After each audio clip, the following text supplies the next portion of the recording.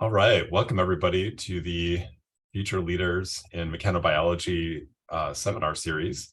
My name is Charlie Anderson, and I'm a faculty member in the CEMB, the Center for Engineering Mechanobiology. And it's my pleasure today to introduce Dr. Avilash Singh Yadav, who's a postdoctoral researcher in the Rotor Lab. He comes to the Rotor Lab by way of initially getting a Bachelor's of Technology in biotechnology at the National Institute of Technology in Durgapur, West Bengal, India, and did his PhD in plant genetics at Monash University in Australia, where he worked with Dr. John Bowman on investigating the molecular basis of temperature response in plants. He's currently working as a postdoc, as I mentioned, in the Rotor Lab at Cornell, and today he's telling us about a story that relates to the mechanical control of organ development in plants, especially in Arabidopsis. His talk is entitled Stay Flat or Buckle, the Causes and Consequences of Mechanical Buckling in Arabidopsis sepals. Avilash, we're very excited to have you be part of our seminar series, and the Zoom floor is yours.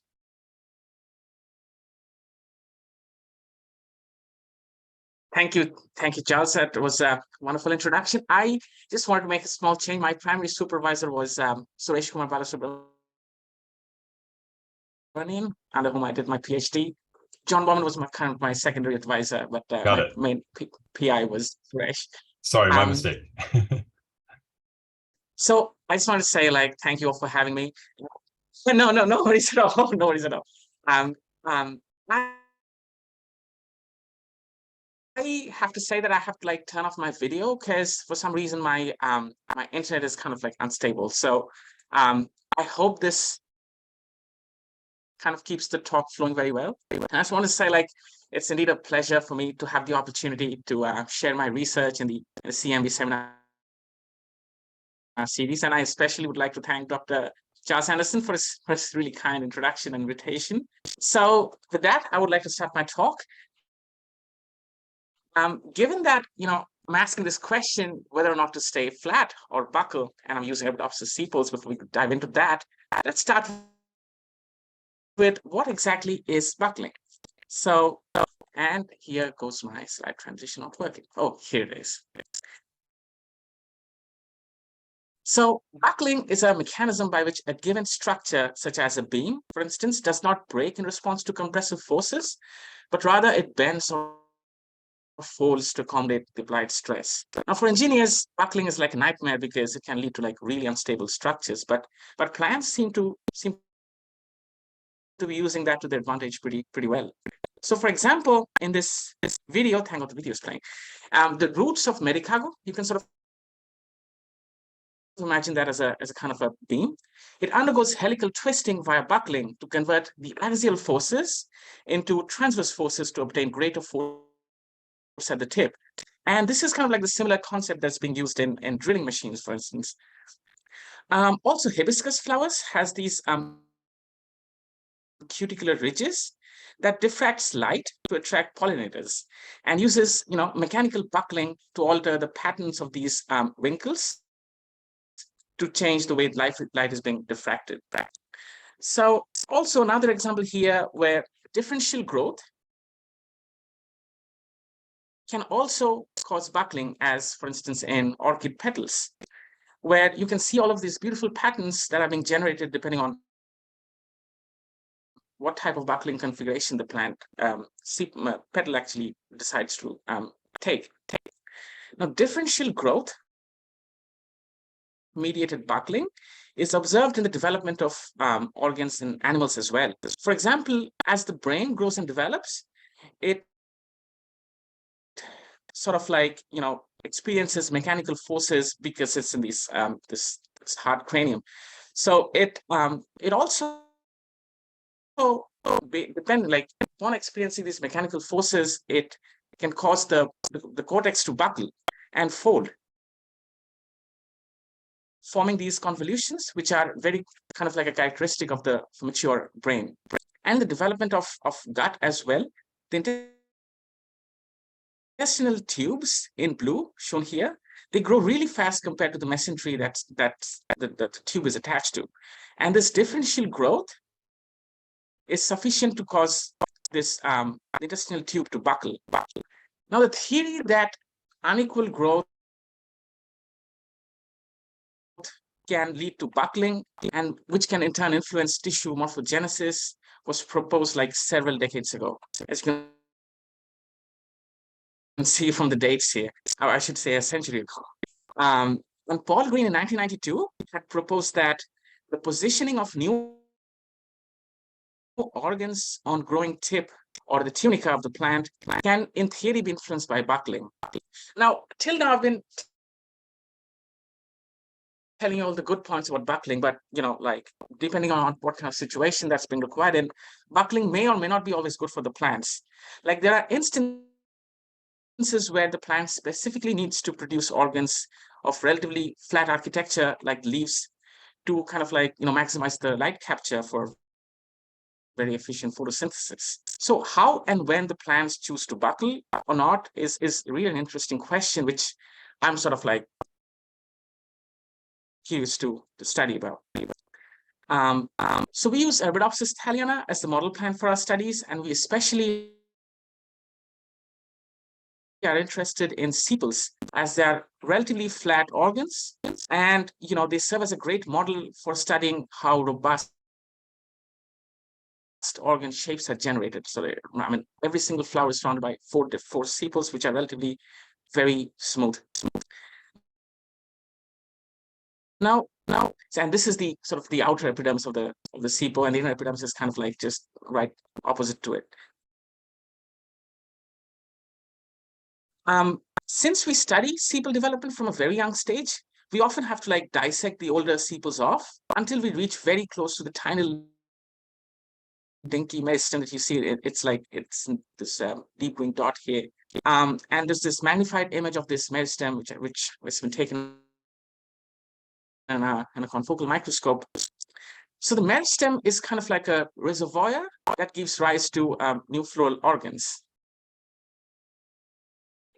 So that being said, like from the floral primordia, you have these sepals forming in a very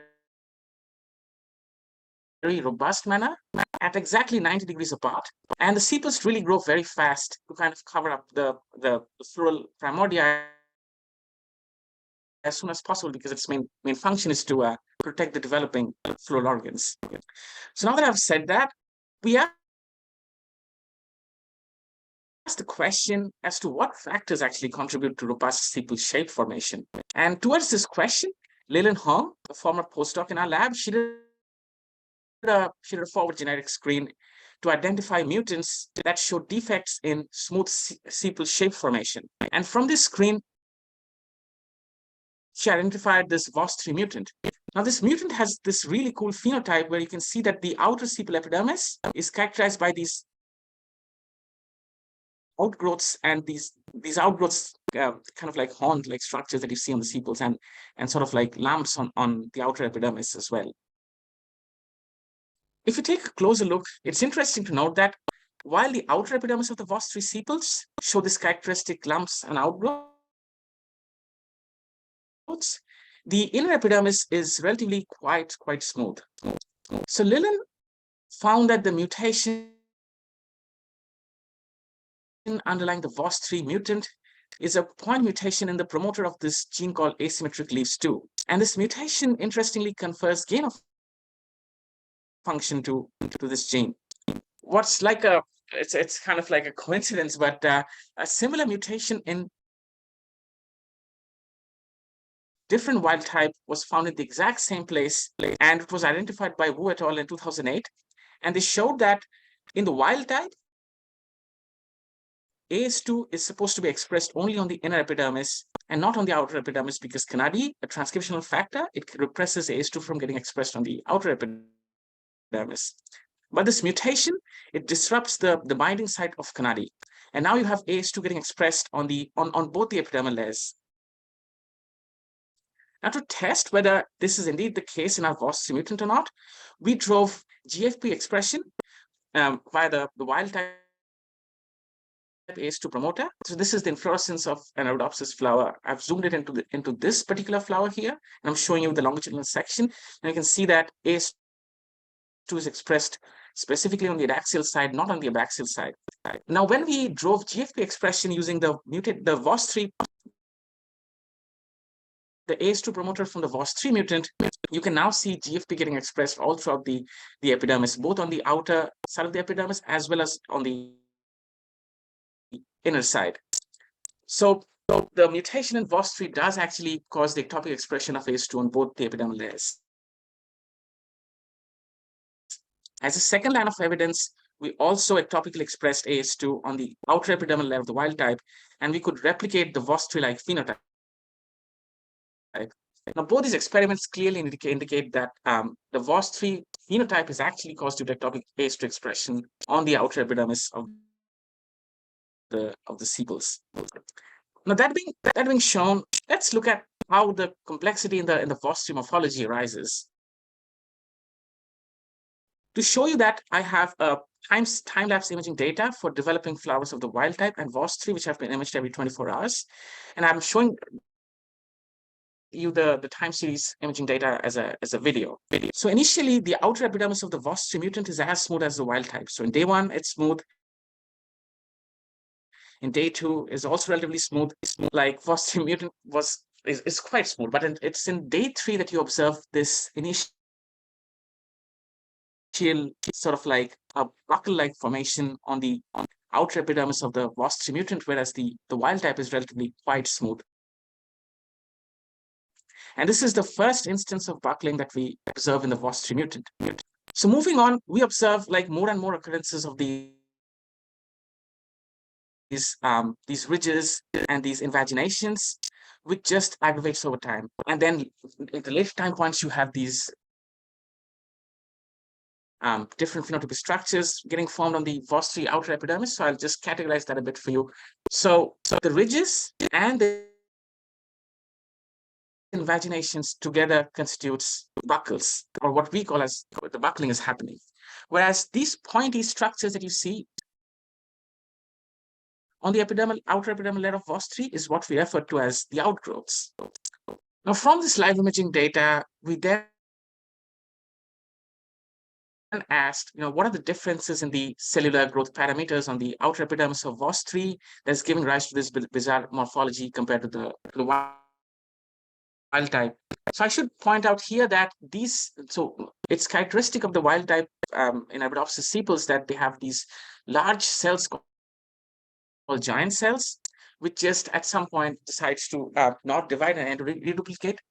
And in Landsberg background, these giant cells sort of have this like really they kind of like bulge out. So if when I'm talking about the wild type being smooth, I'm saying the entire morphology of the outer epidermis of the wild type is smooth, whereas there's in the morphology of the VOS3 flower, you can see like the surface itself kind of has these invaginations and invaginations and ridges and these outgrowths. So when we compared the growth parameters at the cellular level, so I should introduce you to the way we can actually show growth data. So we showed us in the form of a heat map, and here I'm showing you the growth rate, where fast growth is shown in red and slow growth is shown in blue. Now in the wild type, we see this beautiful stereotypical pattern of growth where we have like the fast growing cells at the tip and the slow growing cells at the base initially. And then, at the later time points, the fast growth front moves towards the base. Whereas in the VOS3 mutant, we, however, see there's this patchy distribution of moderately growing cells all throughout the outer epidermis, and this distinct zone of like fast growth at the tip and slow growth at the base is kind of disrupted in the VOS3 mutant. And at the later time point, most of the moderately fast growth that we see is kind of concentrated at the places where we have the outgrowths forming, as I'm showing you here. So now looking at the cell division rates, where more cell division is shown in red and less cell division is shown in blue. In the wild type, the cell division pattern also follows the same pattern as that of the fast growth, like it goes hand in hand, where we have like initially cell division front towards the tip and then it moves towards the base. Whereas in the VOS3 mutant, there's this patchy distribution of dividing cells all throughout the VOS3 outer epidermis, and then it kind of gets concentrated along the places where you have these creases getting formed. Now, looking at the growth rate and the cell division rate, we then asked whether or not there is a difference in the direction in which the cells are growing, or sort of like, is there a difference in anisotropy? So what does that mean? So if a cell is growing equally in all directions, then we refer to as an isotropic growth. Whereas if it decides to grow more disproportionately in one direction as compared to the other, then we refer to the growth as anisotropic growth. So the image processing software morphographics that we use can compute in which direction the cells are growing, and based on that direction, it assigns it a line which we refer to as the principal direction of growth line, and which is represented in yellow here. So you can see that the cells in the wild type, they initially grow highly anisotropically along the longitudinal direction. And this pattern, this anisotropic growth pattern along the longitudinal direction, kind of like moves down towards the base, just the way the fast growth front moves towards the base as well. What's really interesting is that in the VOS3 mutant, we see these the anisotropic growth kind of like more aligned towards the transverse direction rather than being aligned along the longitudinal direction. And the later time point, we kind of see the similar pattern. If you look closely, as I'm showing this particular region here, you can see that the cells are growing into these invaginations and outwards from the surface into the places where we have these outgrowths formed. So to summarize what we saw so far, the robust pattern of cell growth, cell division, and anisotropy that is exhibited by the wild type is like largely disrupted in the VOS3 mutant. The real question, however, is that what actually causes the VOS3 mutant to form buckles and then form these outgrowths? But using this question as a proxy, the major question that we're really trying to address is that what actually prevents the wild type from buckling? If you look at this model here, and it's an interesting model, so what you have is a gel that's growing in an unconstrained manner. So if it grows in an unconstrained manner, it grows really smooth. But if I attach this gel to a surface, to a stiff surface, and then I let it grow, because its growth is restricted by the stiff surface, it kind of like buckles and then form these ridges and these creases. Interestingly, this pattern that we see is quite similar to that of what we see in the VOS3 mutant. So Dr. Oreski, our collaborator from École Polytechnique in France, helped us make a mathematical model which states that we can have buckling happening if the outer epidermis is growing at a faster rate compared to the inner epidermis. And in hand with this hypothesis, the outer epidermis is also soft compared to the inner epidermis. So I should say that now, because you've seen that most of the sort of like growth differences that we see between wild type and the VOS3 kind of occurs right at the very start where we have the first buckle. Measuring the growth rate on both epidermal layers is very challenging, especially because they're so small and you cannot really dissect it. But we had to go through lots of trial and errors, and we finally found a way to kind of image the inner epidermal layer of the growing Arabidopsis sepals without actually dissecting it. So here I'm showing you a flower of very young stage 6 flower of the wild type in 3D. So getting the information from the cells on the outer epidermis is easy because it's right there, but how do you get the information from the cells on the axial side of the inner surface? So we found a technique where we remove the voxels from the inside of the flower, and we have to do this very carefully, layer by layer, specifically because like the sepal is a curved surface, and you cannot really sort of like cut the voxels in a linear fashion. So you have to like curve the clipping plane in both directions and slowly clip out the voxels from the inner surface. This is kind of like I would call an artwork. It takes me about like 6 to 8 hours to finish one single sample. And we have to do this for like multiple samples across multiple time points. And now you can see that you have this information for the cells on the outer surface and information for the cells on the inner surface. So without dissecting, we can actually capture all the cellular information from the same flower without dissection. And this actually makes us the first lab to be able to do this. One caveat to this technique is that you cannot actually get a good resolution of the inner surface for flowers in like the older stages, because for some reason the laser doesn't penetrate that well. So we can only use this technique for like flowers at the very young stage. So using this technique, we image the flowers of the wild type and the Vostri mutant at a very high intensity. And then we compared how much did what are the growth patterns of the cells on the outer epidermal layer and the inner epidermal layer in the wild type and the Vostri mutant. Now, intuitively, you might think that I'm showing you here the growth rate of the cells on the outer epidermal layer and the inner epidermal layer of the wild type.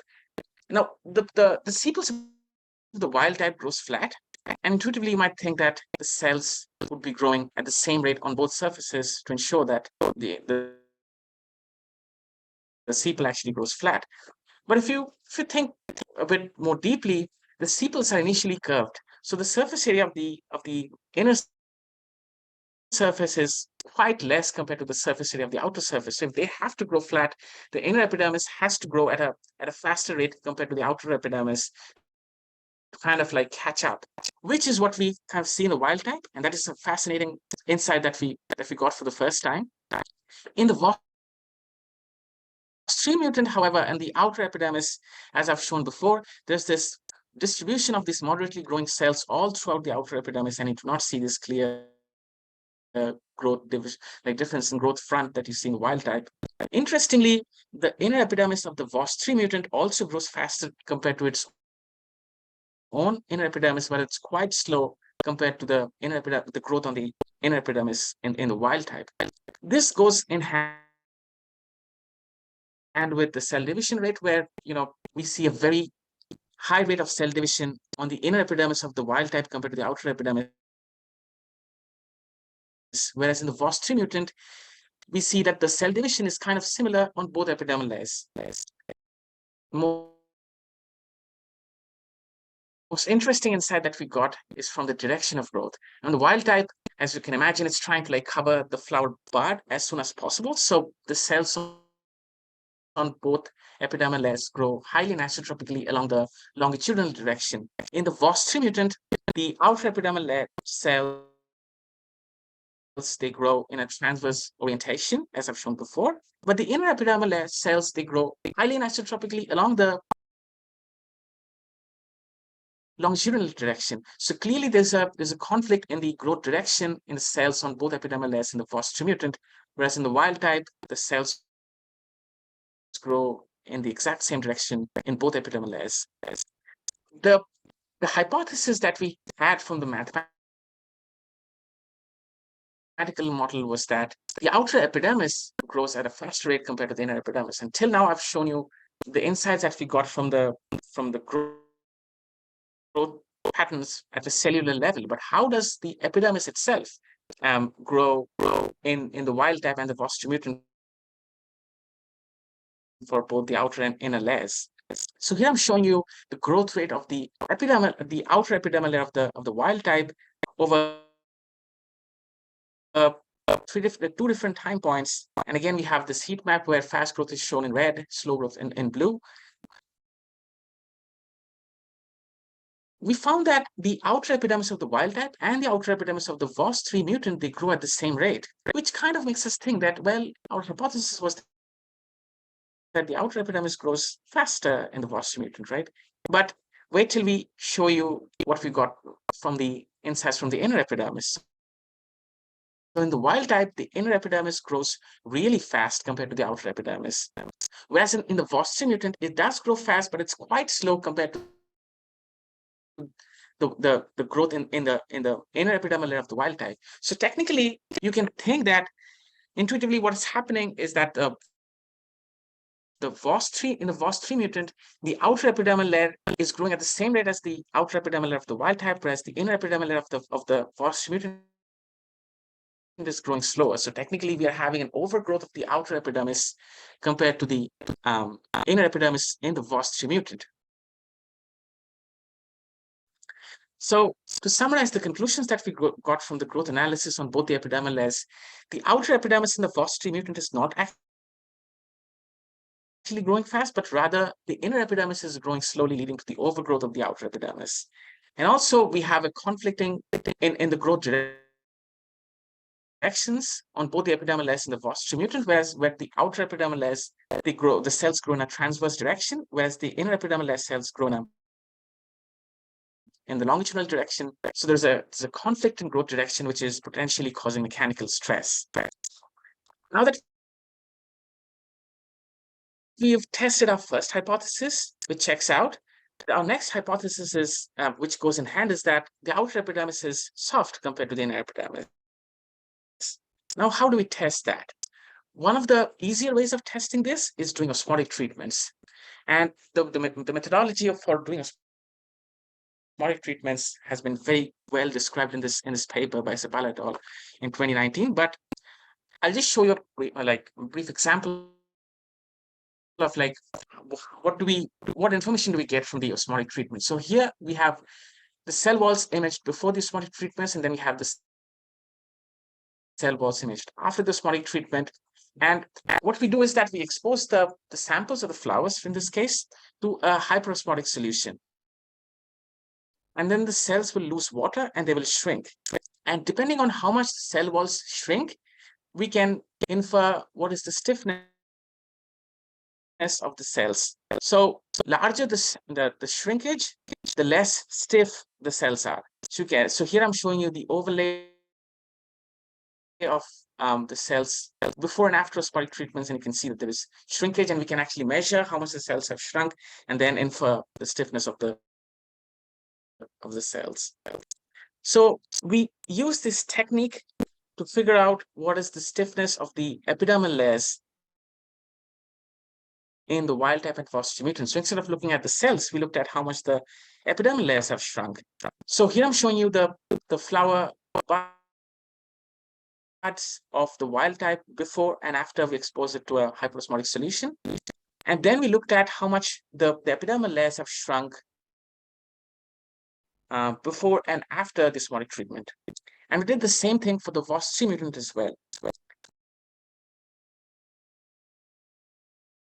What we found, and here I'm showing you again the heat map of how much the shrinkage has occurred. So more the shrinkage, the more red the color would be, and less the shrinkage, more bluish is the color. And more shrinkage, I'm reminding, like the more the shrinkage, the less is the stiffness. In the wild type, we found that both the epidermal layers show a similar level of stiffness. Whereas in the VOS3 mutant, we found that the outer epidermis shrinks more compared to its own inner epidermis. So the outer epidermis is indeed softer compared to the inner epidermis in the VOS3 mutant. And for some reason, interestingly, we find that the inner epidermis is actually softer than the inner epidermis in the wild type. So the conclusions that we obtained from the osmotic treatments is that the outer epidermis of VOS3 is indeed softer compared to its own inner epidermis, whereas both the epidermal layers in the wild type exhibit the same degree of stiffness. So the conclusion that we got from our analysis is that the VOS3 mutant, it does exhibit all the parameters which support our mathematical model for buckling. We have slow growth on the inner epidermis, leading to overgrowth of the outer epidermis. And then in the VOS3 mutant, we have conflicting growth directions, where the cells in the outer epidermis is growing in the transverse direction, the cells on the inner epidermis is growing in the longitudinal direction, which can potentially cause mechanical stress. And also the outer epidermis is soft. Now, one way to test this model is to actually try and rescue it, because if we can rescue it, then we understand what's really going on. If we can't, we don't really understand. So the question that we asked is, can aligning the growth along the longitudinal direction rescue the VOS3 phenotype. So KRP1 is a cyclin-dependent kinase inhibitor. So if you overexpress KRP1, you can inhibit cell division, and that leads to the production of giant cells in the sepals of the transgenic lines overexpressing KRP1. And what we know is that the cells on the outer epidermis, they, like, if you have giant cells, they grow very anisotropically along the longitudinal direction. So that is the idea we tried to like incorporate, whereas we tried to like basically enforce the production of giant cells and force the cells to grow in the longitudinal direction. And then we asked whether we can rescue the VOS3 phenotype. So I'm showing you here the morphographics processed images, which we call as surfaces, which are generated from the raw images from the confocal. When we overexpress KRP1, we do see that there are a lot of like giant cells on the outer epidermis in the lines that are where we are overexpressing KRP1 compared to the wild type.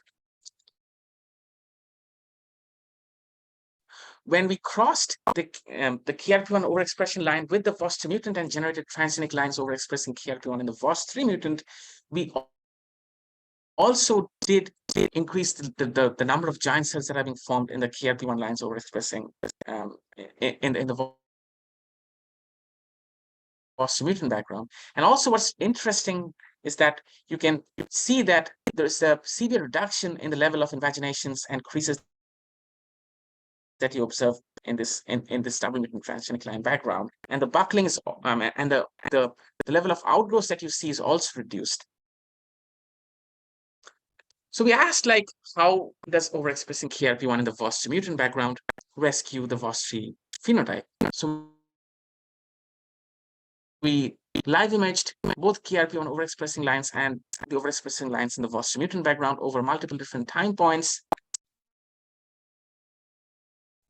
And we compared how much did the tissue, the outer epidermis, grow, and what are the cellular growth parameters over this 1 to 20 hours of like live imaging series. And we compared that information with what we observe in the wild type as well as the VOS2 mutant. As I've shown you guys before as well, the cells on the outer epidermis of the wild type grows highly anisotropically along the longitudinal direction. And in the VOS3 mutant, we have this growth mostly aligned towards the transverse direction. In the lines overexpressing KRP1 in the wild type, the cells do grow anisotropically along the longitudinal direction. And it's no surprise that when we overexpress KRP1 in the VOS2 mutant, we also did enforce the cells to grow along the longitudinal direction. So the cells do actually grow anisotropically along the longitudinal direction, and that does rescue the VOS3 phenotype. We then asked the question that, okay, we are overexpressing KRP1 and we are rescuing the VOS3 phenotype, but does it only just aligns the growth along the proximal distal direction, or does it also alter the degree of stiffness? So that's why we did the osmotic treatments on the flowers overexpressing KRP1 in the wild type as well as in the VOS2 mutant background, and then we compared what is the stiffness of the epidermal layers. So I've shown you guys before that in the wild type, both the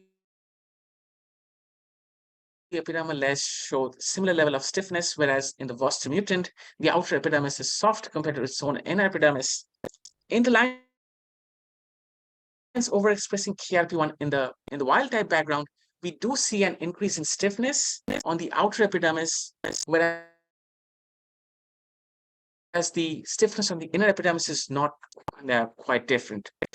In the VOS3 mutant, overexpressing KRP1 did actually increase the level of stiffness because you're seeing less shrinkage. And for some reason,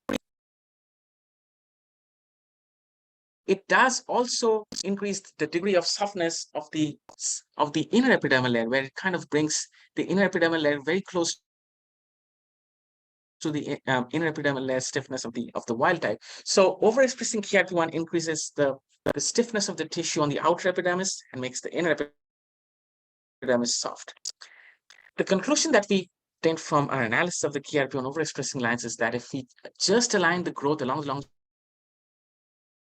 longitudinal direction and increase the stiffness of the outer epidermis, that is enough to rescue the buckling phenotype that we observe and subsequent outgrowths that we see in the Vostri mutant. Now let's just take a step back from mechanics and very carefully dive into the domain of abaxial and axial polarity.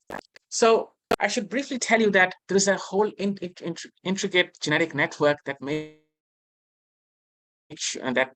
sure that the identity of the cells on the outer epidermal layer and the inner epidermal layer stays distinct. And the genes kind of like either activate or repress each other to kind of like, sort of coordinate the cell identity specification on both the epidermal layers in a growing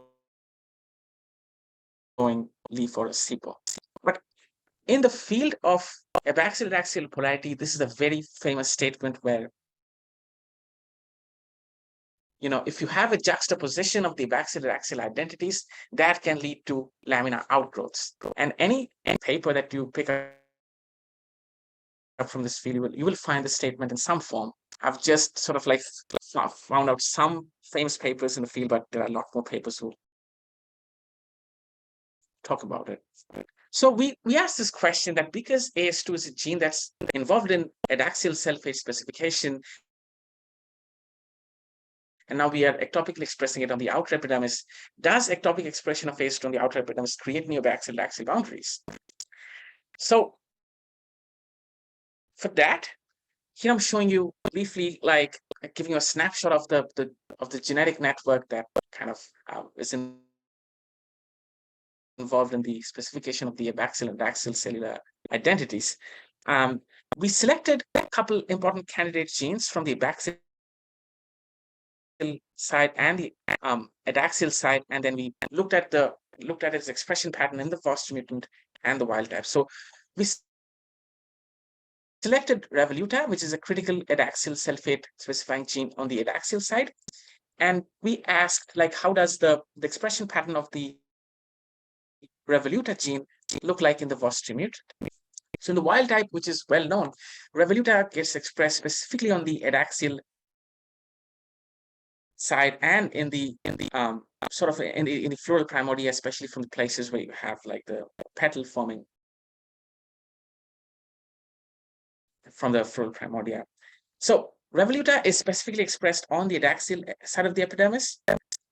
When we looked at the expression pattern of revoluta in the Vostri mutant, we also see that revoluta is expressed specifically on the adaxial side of the epidermis in the Vostri mutant. And then we sort of like looked at flowers of like different stages in the wild type. This is not a live imaging data. I've just taken images of flowers at like different developmental stages. Revoluta expression is clearly on the adaxial side of the sepals initially, and then it sort of like starts fading, but you do not see any expression on the abaxial side of the epidermis in the wild type, as you would expect. In the Vostri mutant, clearly we see the expression of revoluta specifically on the adaxial side and nowhere on the abaxial side. So this confirms that the expression pattern of revoluta, at least, is not hampered in the Vostri mutant. We then selected filamentous flower, which is a critical abaxial cell phase specifying gene, and then we looked at its expression pattern in the wild type and the Vostri mutant. So filamentous flower is expected to be expressed on the abaxial side of the epidermis, which is what you see in the wild type, and you see exactly the same pattern in the Vostri mutant as well. When we looked at flowers of like different developmental stages in the wild type shown in the top row and in the Vostri mutant shown in the bottom row, we see that filamentous flower is getting expressed very beautifully on the outer epidermis of the wild type and also on the outer epidermis in the Vostri, and we do not see any patches or places where the fill expression is sort of like silenced. So this indicates that the expression pattern of filamentous flower is also not hampered due to ectopic expression of AS2 on the outer epidermis in the Vostri mutant. It is true that testing a couple of genes does not actually rule out the potential role of axial to axial polarity disruption in the VOS mutant due to ectopic expression of phase 2, but our results do suggest that the evidences that we got are strong enough to attribute the VOS phenotype to mechanical buckling rather than disruption of the axial to axial polarity. So till now, I've been talking about these buckles that have been formed on the outer epidermis of VOS and how they are formed. But what about these outgrowths?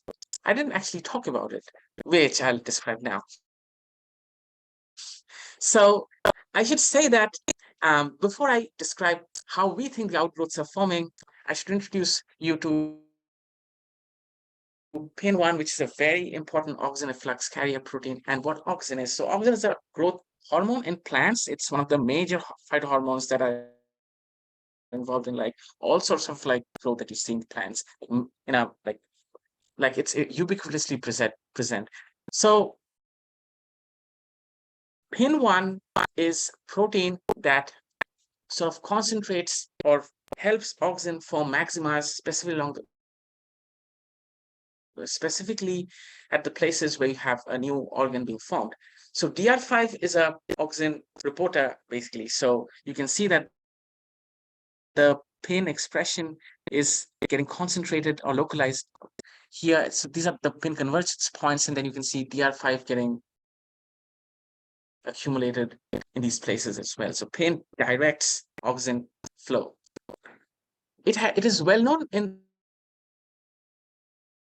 the mechanics field that PIN1 expression pattern, it strongly overlaps with the microtubule orientation.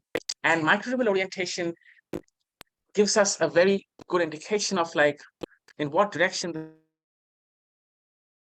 the cells are actually facing or experiencing mechanical stress. So the microtubules, they align themselves in the direction that's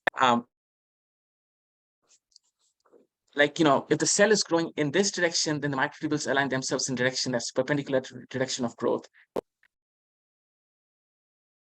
PIN1 gets localized in the anticlinal wall parallel to the direction of the microtubule orientation. So there's a clear overlap between microtubule orientation and PIN expression. So we asked whether we are having buckling mediated stress occurring in the VOS mutant, and then we have these outgrowths getting formed. We asked, does these outgrowths or are these outgrowths formed due to PIN convergence sites?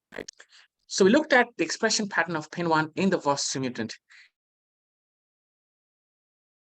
As expected, and as we see in the wild type, PIN1 expression in the VOS mutant is concentrated at the places where we have these primordias forming, and it's also expressed in the growing tip of the sepals and in the vasculature in the initial stages. So in the initial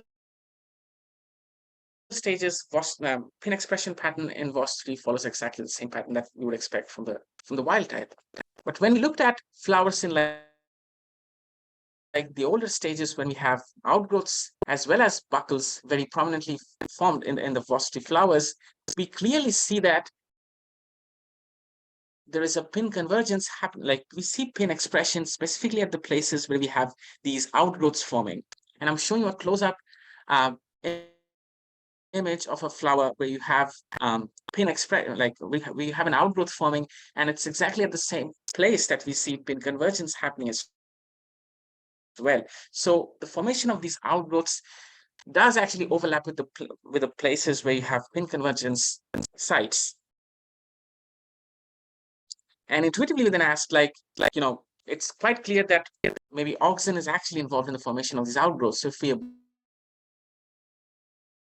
abolish auxin maxima formation, can we block or sort of reduce the level of outgrowths that we see in the VOS3 mutant? So by now, I've shown you how the VOS3 time series imaging data looks like. You have a smooth surface that transitions to buckles, and then you have more buckles, more imaginations, more outgrowths, ridges, and stuff getting formed in the VOS3 samples. When we live imaged phosphine in the presence of NPA, which is an auxin, polar auxin transport inhibitor, we see that we can clearly observe these ridges and these invaginations being formed on the outer epidermis of Vostri, which is characteristic of the buckles that we see, but we largely rescue the formation of these outgrowths. We then looked at how the cell growth pattern looks like in the mock samples versus in Vostri samples treated with NPA. NPA treated samples clearly do not affect the transverse growth orientation, which is characteristic of the cells on the outer layer of the Vostri mutant. So this indicates that NPA or NPA treatment or blocking auxin doesn't alter the direction in which the cells are growing, which indicates that it's sort of like it is a mechanical phenomena which causes buckling. But because we are significantly reducing the level of outgrowth formations, we do not actually see this kind of pattern where the cells are growing into these outgrowths in the NPA-treated samples. When we looked at the cell growth data, the outgrowths are characterized by very fast cell growth, as you see in the mock samples, but you do not see that kind of a fast-growing patches of cells in the NPA-treated samples. So abolishing auxin, like inhibiting auxin, does abolish these points of like fast-growing cells. Also, we do see cell division occurring in the NPA-treated samples similar to that of the mock samples, but you do not see the outgrowths forming. So that's a very interesting observation, that you have cell division happening, but you do not actually see the outgrowths forming. So the major conclusion that we can draw from our PIN1 expression data and the NPA assays is that buckling can lead to PIN1 convergence points, creating local auxin maxima, which then leads to outgrowth formations. So let's just get back to the basics, go back to what Paul Green had said, that buckling can actually be a mechanism that generates new organs in the growing shoot apical meristems. And our experiments shows that buckling does create pin convergence points, which is quite similar, or it does support Paul Green's ideas that buckling can actually generate this clear phylotactic pattern of organ formation that we see in a shoot apical meristem. And then coming back to the question that we asked at the start, that what prevents wild type from buckling? From the insights we obtained from the Vostri mutant, we can now say that the reasons wild type doesn't buckle is the following. Both the inner epidermal layers and the outer epidermal layer cells, they grow in a very coordinated manner along the longitudinal direction, and that does not create any growth conflicts in the wild type sepals. The inner epidermal cells has to grow very fast to match up with the surface area of the outer epidermis as soon as possible to ensure that the lamina grows flat, and both the epidermal layers has to exhibit the same level of stiffness. And if all these three conditions are met, then the wild type sepals wouldn't buckle. And I would like to thank my lab, especially my PI, Dr. Adrian Roeder, for all of her support. She really helped me out, like learn all of these techniques and like these insights that we obtained, because this was a whole new field that I dived into from my PhD studies. I want to thank my really smart undergrads, Isel, Annabella, Patrick, who helped me out a lot with data analysis. And I would like to thank my collaborators, Dr. Reski and Dr. Richard, for all of their really helpful insights. And also thank you all for your audience. Thank you. All right, thank you so much, Avilash. That was a great talk. We have some time for questions. So if you have a question, you can use to unmute, and I encourage you to turn on your video if you would like to do that. You're also welcome to put a question in the chat.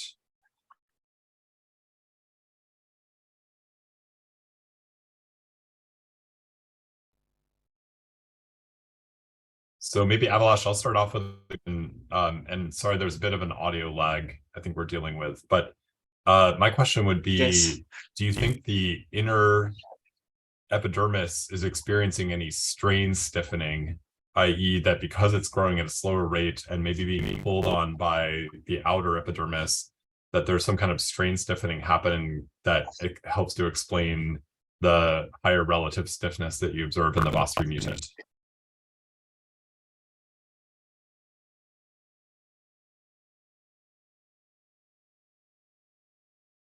Yes, your question was cutting off, but I did get the main like essence of your question, that what do we think is actually causing the increased stiffness in the inner epidermal layers in the VOS3 mutant? I actually think because the outer epidermis is sort of overgrowing, I think it's sort of like putting a force, or it's sort of restraining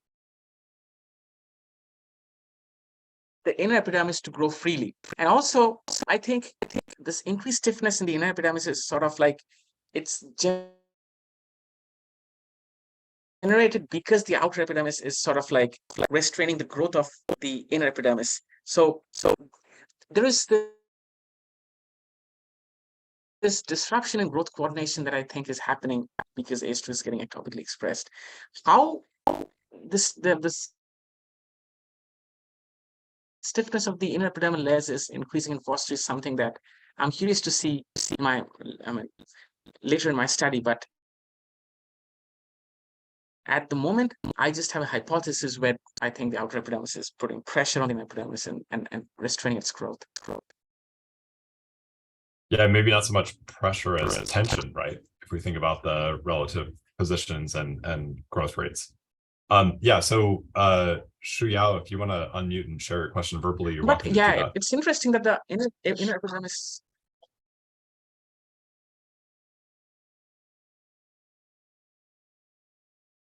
How does the expression of ACE2 in the outer epidermis cause softening or isotropic growth?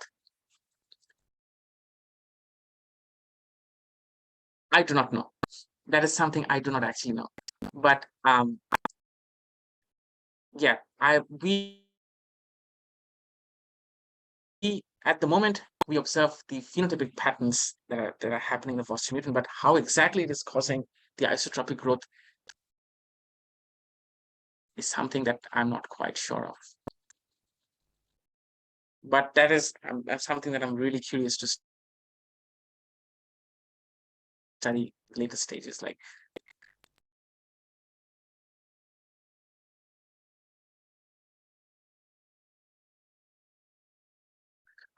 so the question that David asks is like, how would VOS2 mutant respond in a low gravity environment? Are there amyloplastids or statocytes and sepals, and if so, would you speculate some effect on the already messed up outer layer?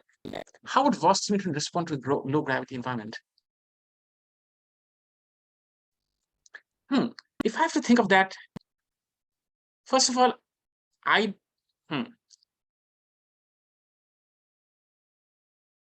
it depends on like which direction we apply the gravity to. Like if the gravity is like if we so how so in which direction are you which direction application of gravity in which direction do you think are you talking about, David? Is it in the longitudinal direction? Because I would suspect if gravity is in that direction, I know there's a way in which Auxin can actually sense like the gravitropism, and then it can sort of increase the growth rate along that direction. But I actually do not have enough data to speculate very clearly on how gravity would affect the growth in VOS2 mutant. But it's interesting.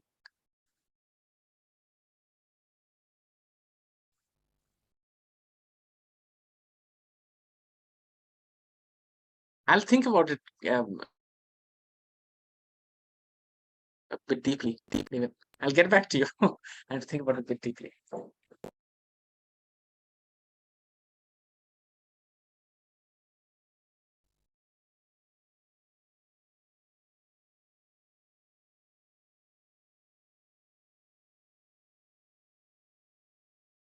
All right, any final questions for Avilash?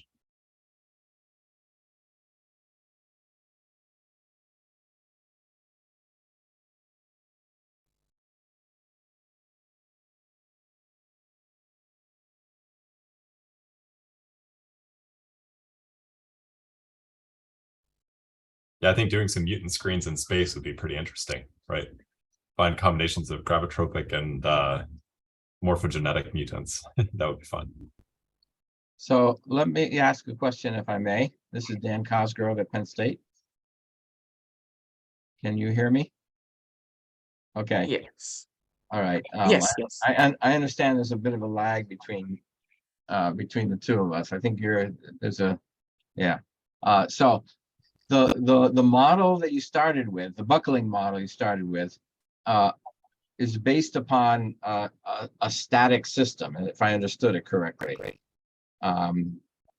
And Yes. it's more or less a standard static modeling, buckling idea, as opposed to what's happening in the real sepal, which I think is more complicated. And I don't know, and I don't have enough intuition to figure out, to make predictions about what would happen. So, but what I understand is your sepal starts off small and curved, right? And then it gets bigger and curved. All right. So just maintaining the curvature in the face of growth is going to require some differential growth, right?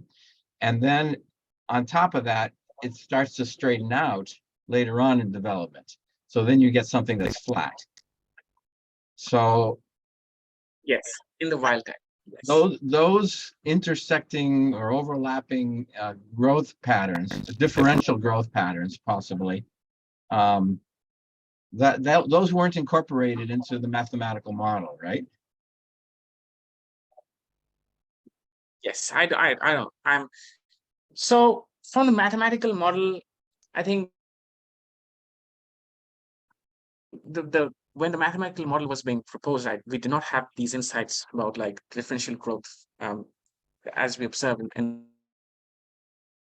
the wild type and the foster mutant. But I think now that we have the insights, we are collaborating with Dr. Anna Maria and Wes. We sort of like testing out this. We sort of creating a computational model to test whether these parameters indeed actually lead to the foster-like phenotype. But yeah. So we did not know that the inner epidermis actually grows fast in the wild. So my question is, can the that was a model totally be novel insight that we... extended? So my question is, can that model, which is a very basic and simple model, can it be extended to include these additional complications for growth that's occurring in the system? The whole thing is growing and then curvature it should be changing, and then you get buckling. Yeah. It should be. I think that's what we are trying to do at the moment. That's now that we have the insights, that's the next step. Like we'll try to incorporate and extend the model. I think the static model that I showed, you can sort of like, it's hard definitely to kind of like translate that to a growing tissue. But if you think about the foster mutant, if the inner epidermis is growing slowly, then if you think about it, it's actually acting as a static base, and it is restricting the growth of the outer epidermis to in an uncontrolled manner. So it's not really static, but it's growing really slowly. Like the outer epidermis is sort of the growth, I guess.